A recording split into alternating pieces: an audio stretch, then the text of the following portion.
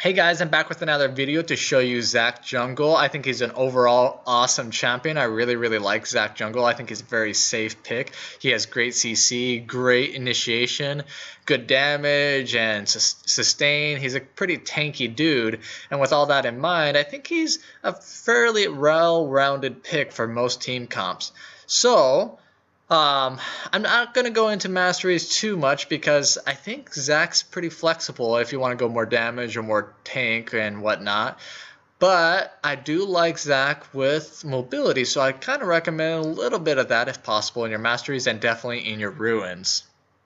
Zach really has three passives. First and foremost, he gets bigger as he has more life. Secondly, and more noticeable with Zach, is that when he dies, he splits into 4 blobs that will slowly reach the center. If they manage to reach, then he doesn't die. Kind of an awesome mechanic for Zach. The last part of Zach is kind of interesting. So Zach is a life ability user. Every time he uses an ability, he shreds off 4% of his current life and throws off a blob if he hits an opponent. Now the interesting thing to note is he gets stronger as he gets weaker because these blobs will heal him for 4% of his maximum life while you're dwindling down the amount of life you're sacrificing as you get weaker. So as long as you can actually step on these blobs, he's going to be regenerating a lot of life for how much he's sacrificing. These blobs last for 6 seconds and your opponents can step on them as well, so it's important to move around while you're attacking and kind of orb walk a little bit as a melee tank. The last final thing to note about these blobs is they reduce the cooldown on your W by 1 second. Zach's Q has 550 range on it, which is kind of a directional hit from where he stands. You want to get 1 point into this early game, and you're going to max this one out last. It starts off as a 20% slow, but it scales up to 40% as you get into late game. Zach's W has a 350 radius on it, so it's impossible to miss unless you're just not in range, and it caps out at 8% of their maximum life. So it's a pretty awesome ability, especially since you're going to be spamming it a lot in jungle and in fights because you're going to be picking up your passive. So it's a nice ability overall to do lots and lots of damage to both tanks and squishies. Zach's E lets you slingshot into battle with lower cooldowns and larger range as you're maxing it out. So this is usually the reason people max this out first, for better ganks and better engages. Zach's ult is amazing and does a couple things at face value. He does get movement speed. He can pick up his blobs without it really being contested because it takes away the 0.25 seconds on your opponents being able to step on them. And he can still use his W. While he's ulting, every bounce will do damage to your opponents, but only the first bounce will knock them up into the air or knock them back. But it can be also a significant distance if they're not against a wall. Okay, now that we got that out of the way, let's talk about strategy. Let's talk about how you play this champion. Overall, I like to play him kind of aggressive, especially when you have your passive up.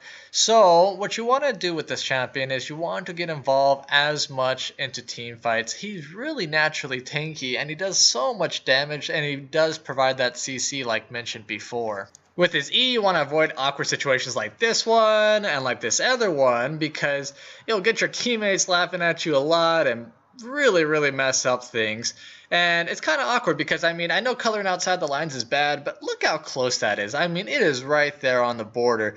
And the consequences of that is that you don't move at all in this kind of situation. It's kind of really awkward. And this one, I mean, I think I might have had a chance to get away, and it's even inside the cone, and I think it's inside the bush as well. So it's better to give yourself a little bit of extra room to be safe because it's just really bad in those kind of situations where you're giving the enemy team extra kills.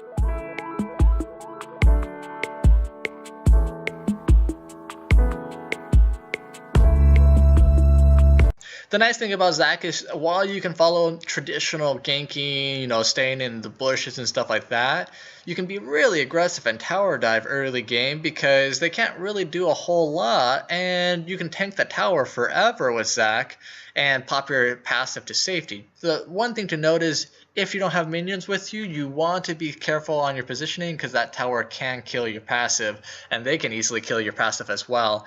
But overall, the nice thing about it is when you're ganking early on, it's not like you need a whole lot of damage. You're just getting that good engage, adding that CC in, and tilting that into your teammates' favor.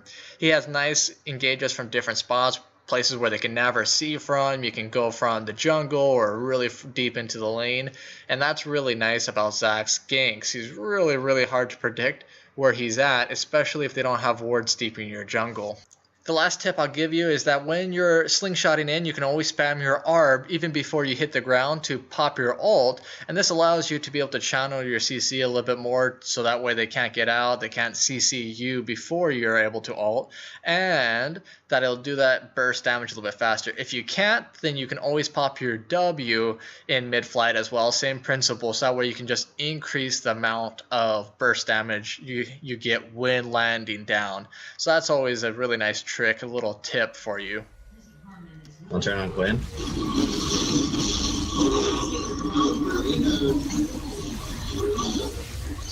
Let Mulo fight. Don't worry about the turret.